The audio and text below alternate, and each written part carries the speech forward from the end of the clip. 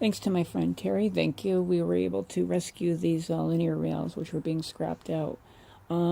These are massive. This is like a centimeter thick on most of the sides here, and they probably weigh about 55 pounds. On top, they're fly cut or maybe shell milled on top to accept these Japanese NHK linear rails, which have grease fittings. So these are nice.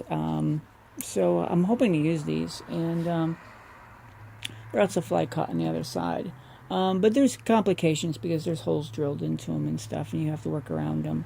At one time, there was attached to it one these ball screws, and so this might be rolled. I don't think this is cut. I think this is a rolled ball screw. It still seems okay quality, and I don't think these are angular contact bearings in here, but they just might be radial bearings. But maybe that's a possible upgrade for the future. There's a little kind of yaw-like play on this, but if I really hold it still, if I keep the yaw from happening, I don't feel any play in there, and so I think this would be okay. And maybe I can put larger balls in it and overload and preload them or something like that if it becomes a big problem. Yeah, because of its size, I have this outside.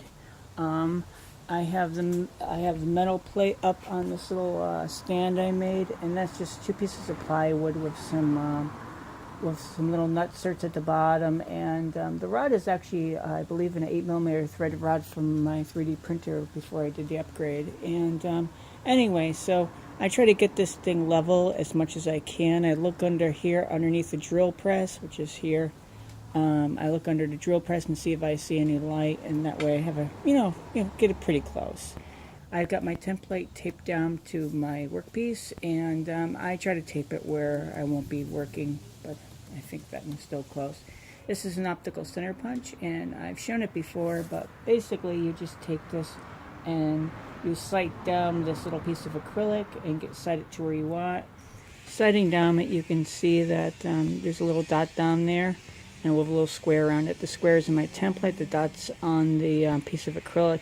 The cool thing is that the acrylic acts as a light guide, bringing the light down to the template. And you have a decent amount of degree of magnification. And pull out the piece of acrylic and replace it with, this is like a punch, and it's got the same taper on it as a twist drill. I think it's probably 120 degree included angle, I'm not sure, but something like that. I need to give it a good wrap. And I try to get it to wrap the first time. So I want 1 mark instead of 2. This is the second pass in the rails.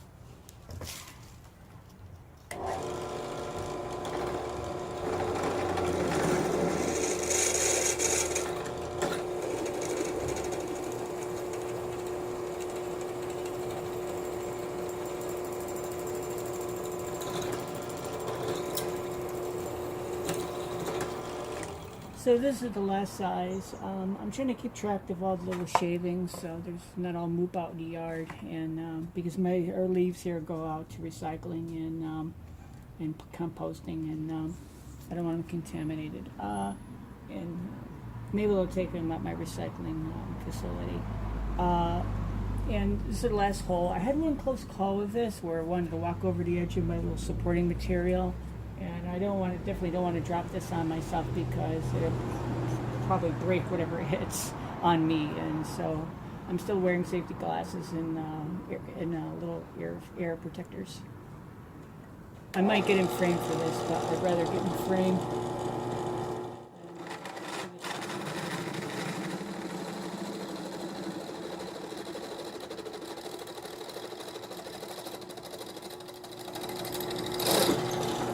Well, I have it up here. I might as well countersunk the holes. Just enough to break it and keep it from cutting me. I'm still want to run a file over them, and I'm reusing this hole here. Put a little oil on the end just to help it a little bit. It's not enough to cool it, but at least hopefully to keep this chips from sticking to the bit. When I'm checking this, I'm trying to check it from 2 planes, from this direction and for this direction, to make sure it's not deflecting a bit. I will not only keep the drill bit from breaking, but also make it as accurate as I can get it using this setup. As such, I have the next intermediate drill bit in, and once again, I'm trying to get it so that this doesn't move on me. So this is so crazy heavy that at about 60 pounds that the drill bit will likely break before it moves or walks. I had drilled the other one using a clamp, and maybe you should too. Also, this is actually a bad thing to offer this part of your hand to something, to a square edge, and we have a lot more flesh on our palm than something like this. This is like an instant break if you ever were drilling something. So I try not to do this stuff, but this is safer, I think. And also, this also might deflect off instead of actually making you take the brunt of the injury. You can't see because I'm doing it off camera, but between every half round, I've got to flip this thing from side to side, move the drill press this way, move the little jack thing this way, and this is the third drill bit, and the drill bit is a little bit larger than the bolt, and I know I can only have so much accuracy, and I want to be able to move the thing into square, and I need just a little adjustment for that, not much. But I think this will give it to me, and I might drill the bolt holes in the other part smaller. So compromise. I want a little more material on that, and then this I can go a little larger because I've got 20 millimeters of aluminum here, so I don't think this is gonna fail.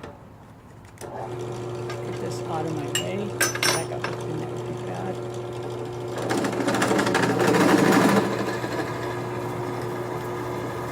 I'm still letting the drill bit point to the center.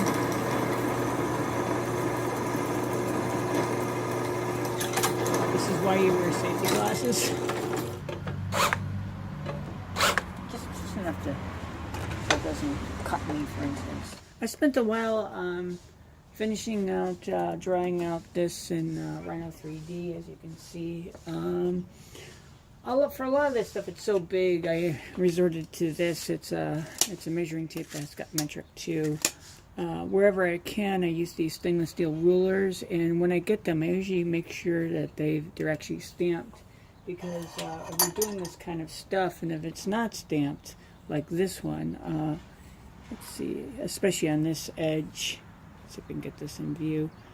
You can see that this one's not stamped, and the lettering wears off after a while when you're messing around with metal. So I make sure they're stamped. I actually have a machinist scale, and I don't use it as much because it's one of the things that makes these good is the cork on the back. And so I might put some cork on the back on the machinist one.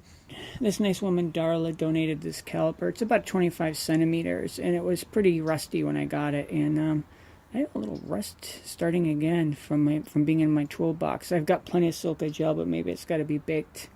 So I had to replace the screw on it. And anyway, I rounded this down to the closest centimeter in this case, and lock this down so I can scribe little marks on the back so I can measure for my cut.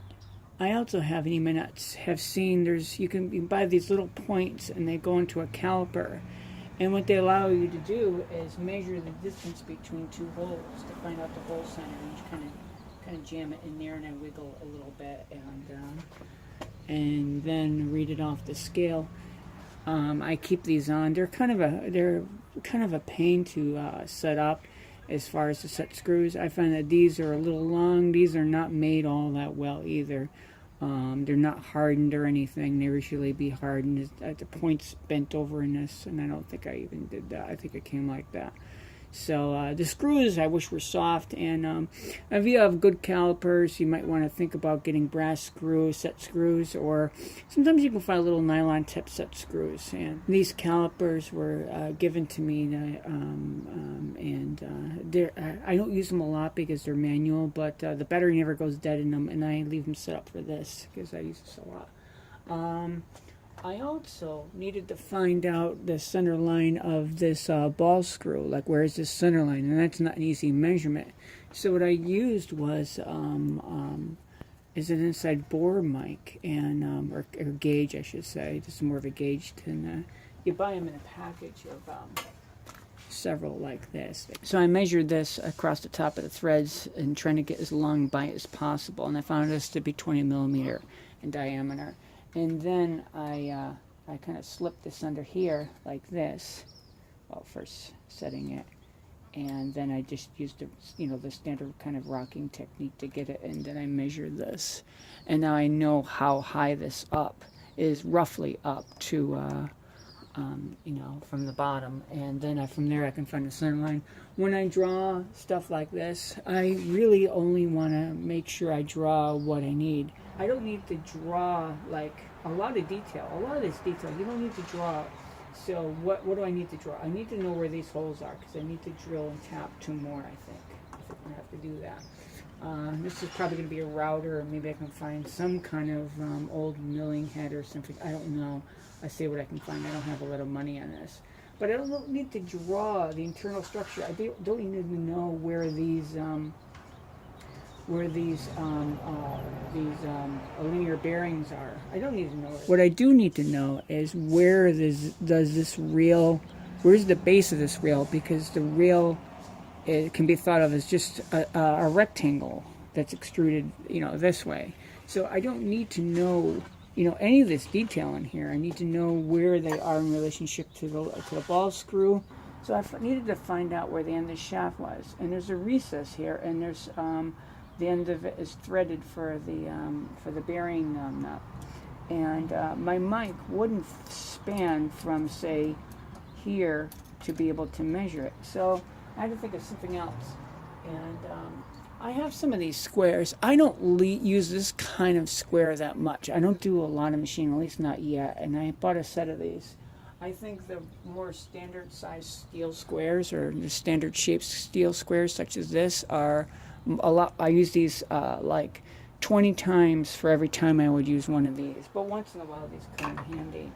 In this case, I used it as nothing more than a straight edge.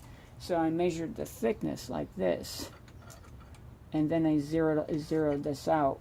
Let's say that was zeroed out.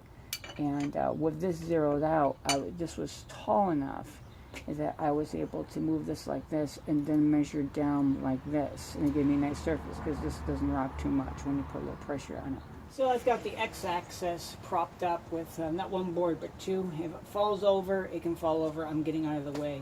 This is scary heavy for me, and these aren't bad. This is about like 20 pounds or something, 20 or 30. I can lift that up okay, as long as I'm careful, because my back's not so good. Anyway, so I looked at this for 2 or 3 days, and I'm trying to figure out, okay, so what should I do?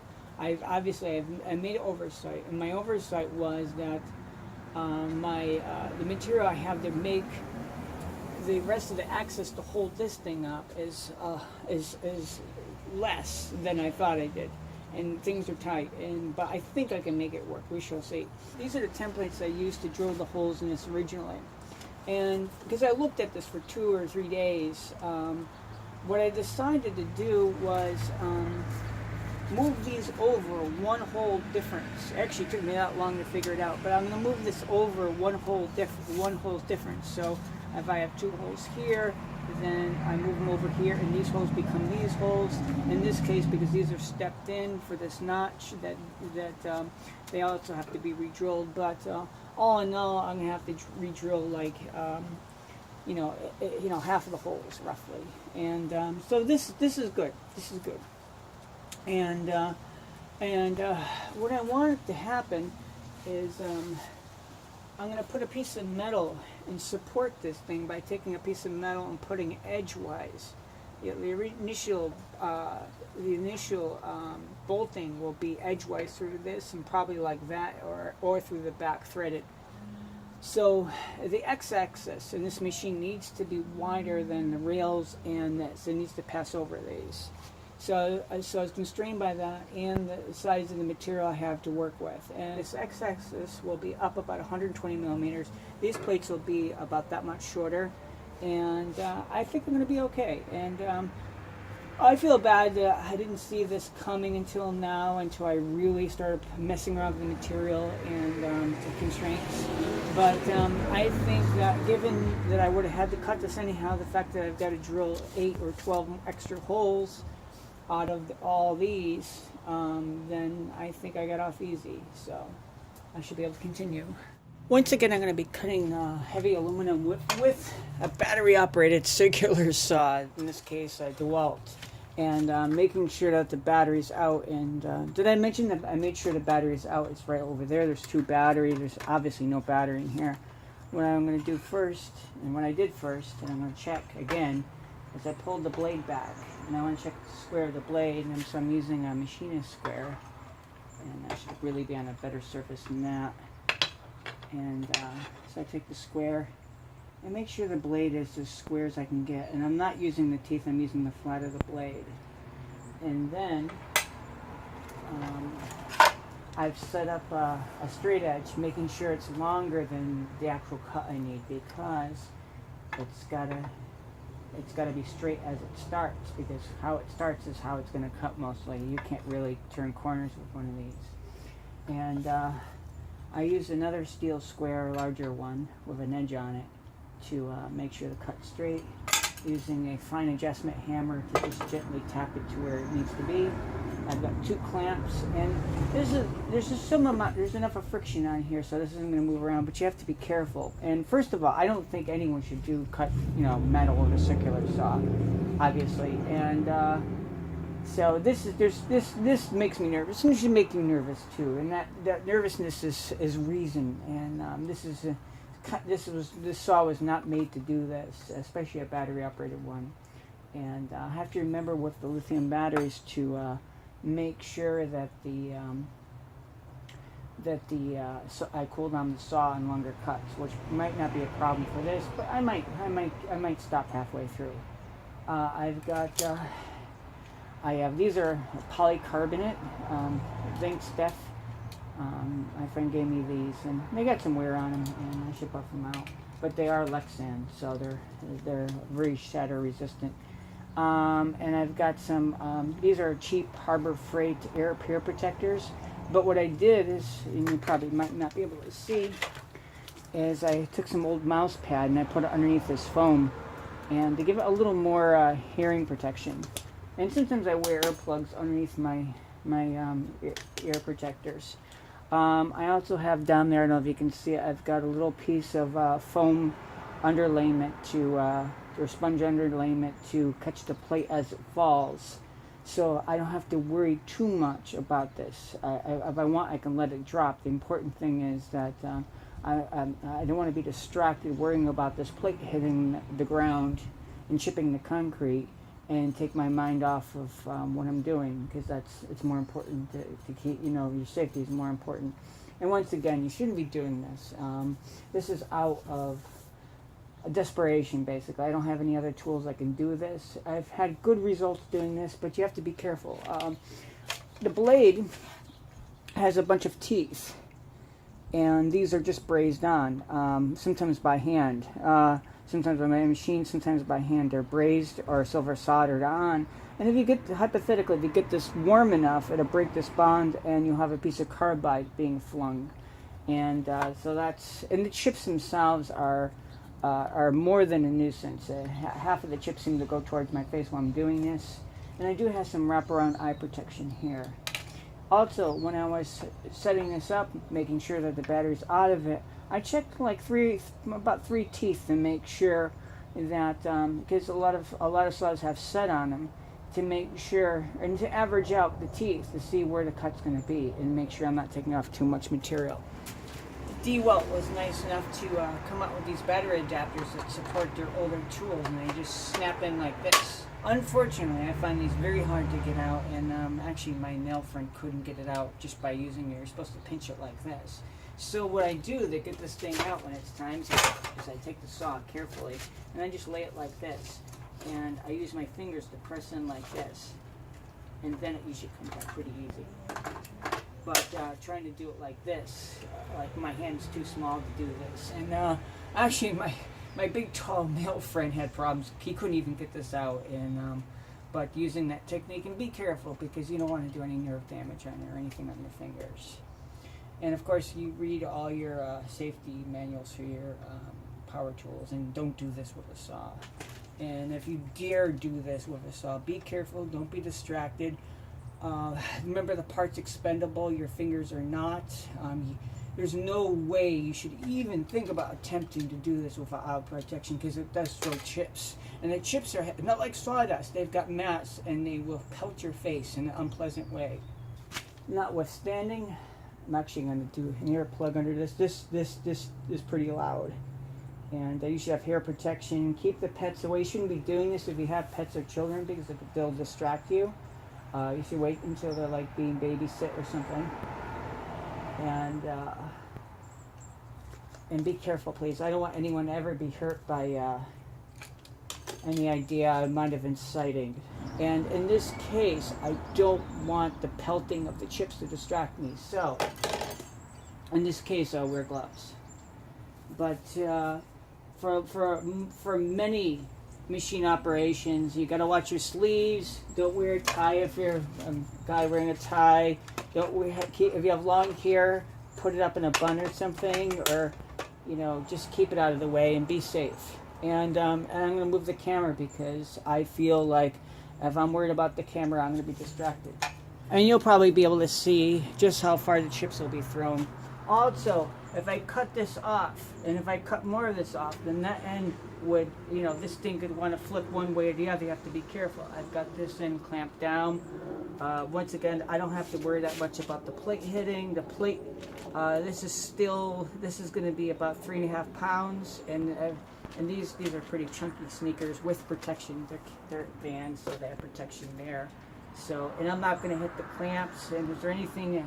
Be obsessive. This is where your kind of obsessive nature it comes into play. Take all the tools you're not needing and get them off.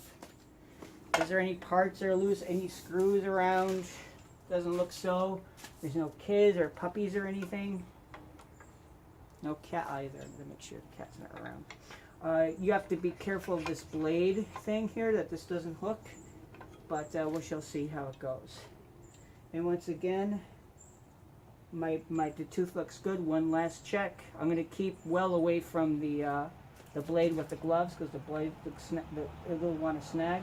I might have to actually take this like this, so I don't like doing that, but that's how it goes sometimes.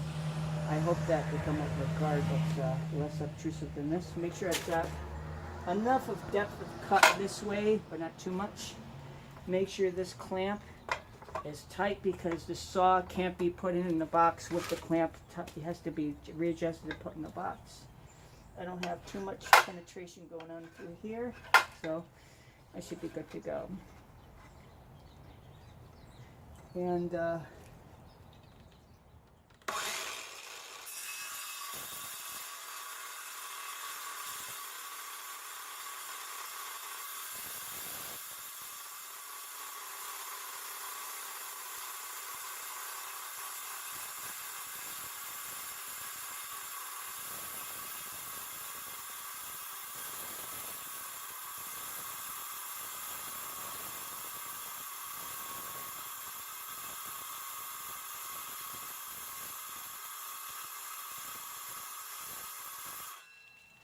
I'm going to let the saw cool down for a second. And you'll notice that even though I've got it clamped down, even though this is over 20 pounds, it still wanted to dance around on me.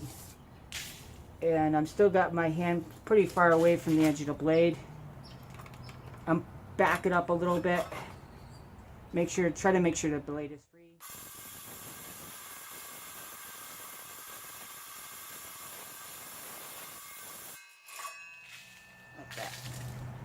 Cut came out okay, not perfect. That's one. And I've got also a big chart to hold the chips. I've done this before. And also, this particular tarp is not very slippy, and it's on concrete. I wouldn't use polyethylene or something like that. Keeping my hands away from the cut, I'm taking a deburring tool and going around the edges so it doesn't cut me, or to reduce the chance that might cut me. And I'm trying to be careful of that. And in this case, it looks like this will give me just about the right length to re-drill these. And I'm going to go by the center of the holes because that's more critical than the end of this. I just wanted it shorter so I don't, hook my leg on it or something when I'm walking through the garage. So that seemed to work out okay. I've got the long axis bolted together, and with about half as many bolts as I plan to use. These are grade 8 bolts, and I wanted to use grade 8 bolts so I can use a lot of clamping pressure to keep these together. Because this isn't going to be pinned. I wanted this to be adjustable. Basically, you get an adjustment and you lock it down and just kind of torque the bolts.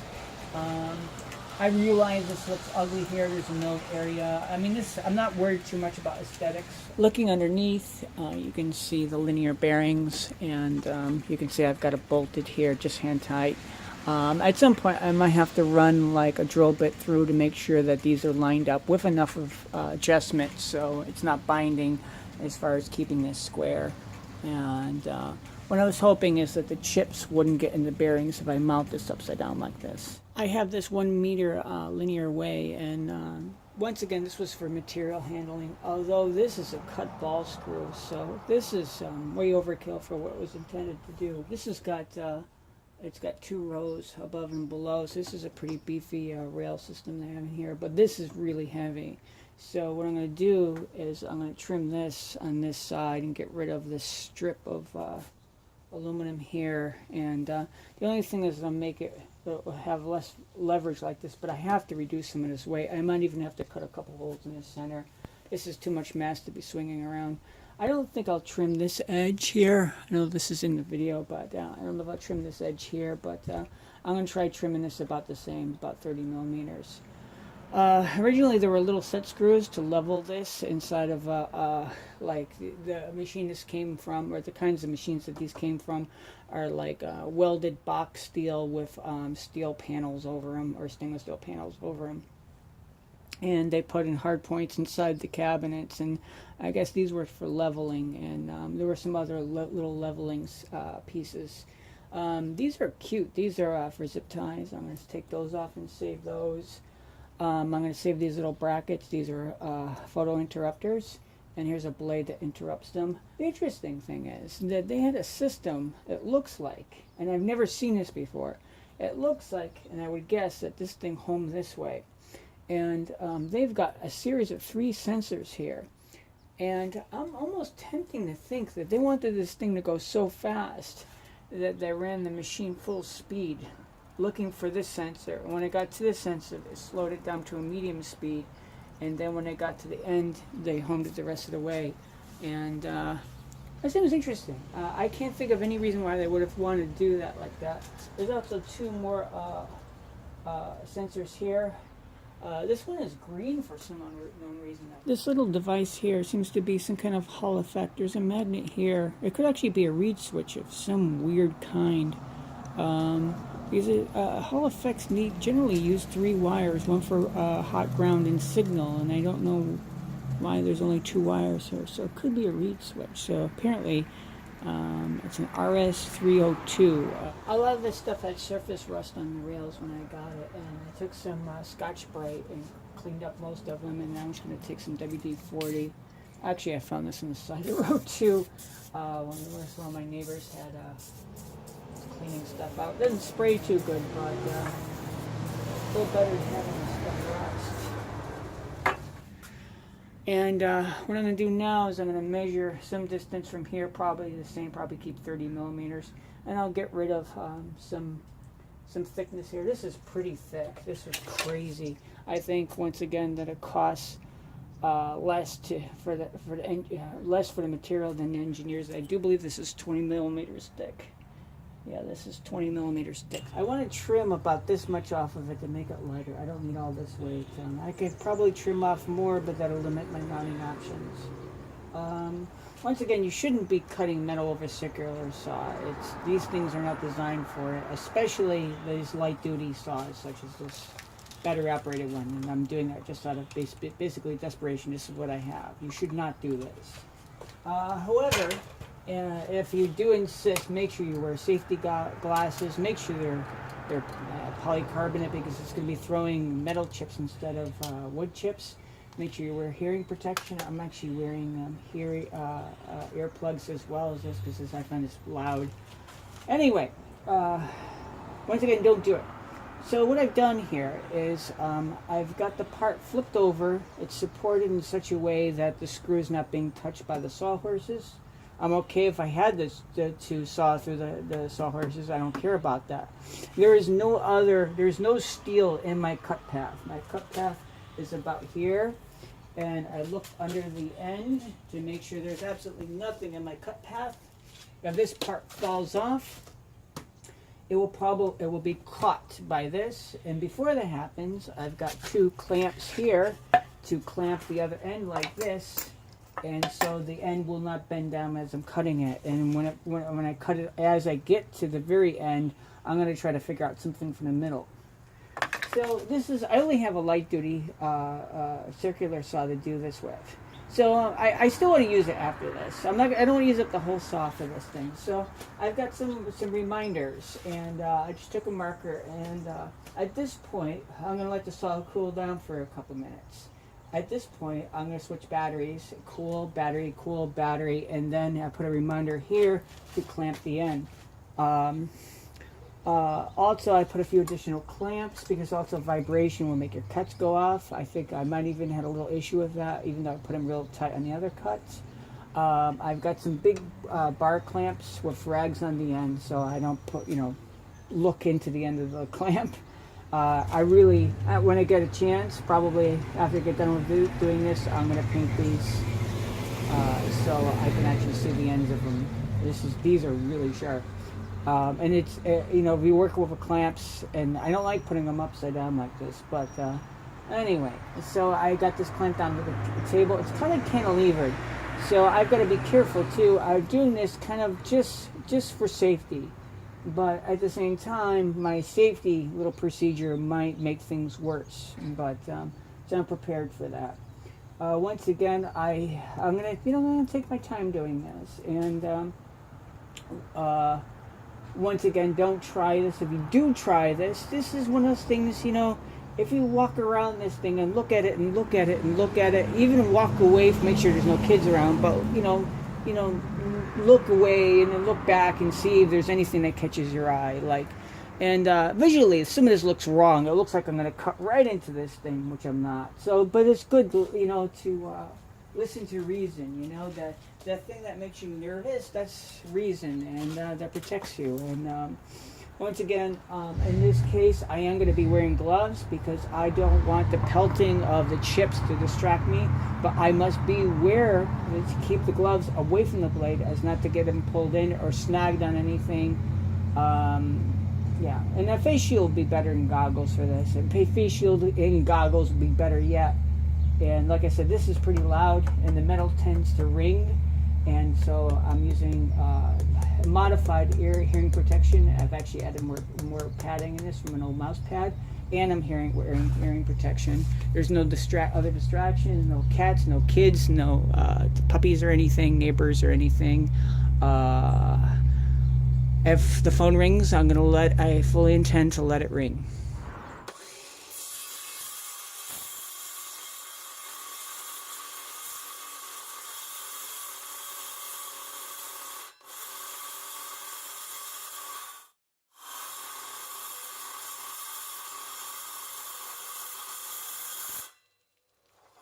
I'm about at my cool mark, and so I'm just going to let this sit here and cool down. So the battery has 2 bars left, but it's a little warm. So what I'm going to do is just swap the batteries and let the rest of the tool cool down, and I've probably put this back on the charger. But I'm going to hang on to this stuff. already have the end clamps, so this doesn't vibrate or anything. I don't think this will vibrate much. This is, aluminum seems a pretty dead material. It seems not to be very resonant. But I have this clamped, and I'm still going to take my time. You can see I've got a little bin here to try to catch some of the shavings or swarf. Yeah, let the chips fall where they may, hopefully in the bucket. But I'm hoping at the end to fold up the tarp and dump it in the bucket. And I'll probably recycle this if I can. Why not?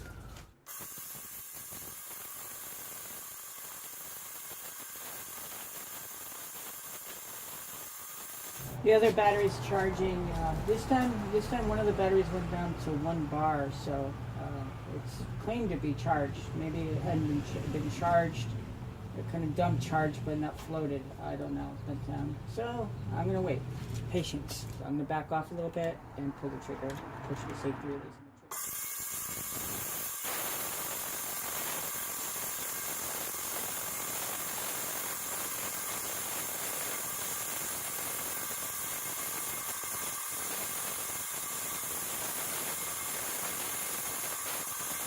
So that last cut, this battery seems to do better than the other one. I still have 3 bars. It's lukewarm to the touch. And once again, I'll give it a couple minutes, have some coffee. Something that could be said about all batteries is they like to be a certain temperature.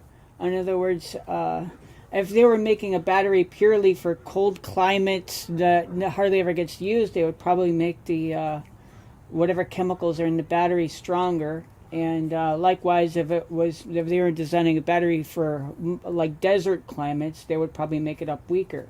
And the warmer the battery gets, the faster the chemical reactions happen. So I try to keep the battery the same temperature. Actually, maybe this will sink it away a little bit faster. And what I'm kind of doing is like electronics, you know, stuff like welders, and as it turns out, this has a duty cycle. I've got probably like a 20% duty cycle. This is a torture test for this saw.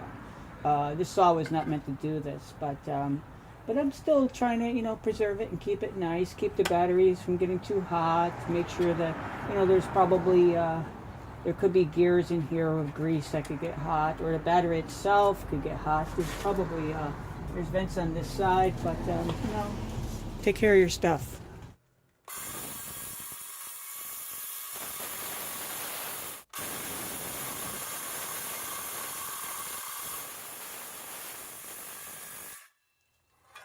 That's exactly what I wanted to happen. Nothing. And it's cut. It didn't move. Good. My straight edge, as such, is actually another part for the big 3D printer. So these pieces of tape keep the sticks from moving around on me, which I still want to happen. I don't want this to slide out until I get it flipped over and moved. This is still pretty heavy, unfortunately. I can't think of a safe way to put this up so I can just draw file it or something. So I'm going to keep it on here and make sure that the end of this isn't going to want to kick up. And I'm using gloves for this too, because this thing is still exceedingly sharp. I'm kind of draw filing it, kind of. Just trying to get the high points off. It's still probably heavy. I guess it would be, this is probably about 60 pounds now, or probably about, you know, 20, 27, 25 kilos. So it's pretty heavy. But maybe I can cut some holes out of the middle. These rails are so strong, but I don't want it to twist. So if I lighten it, I could just do it on the end. But that'll be it for this workpiece for now. Try to recycle.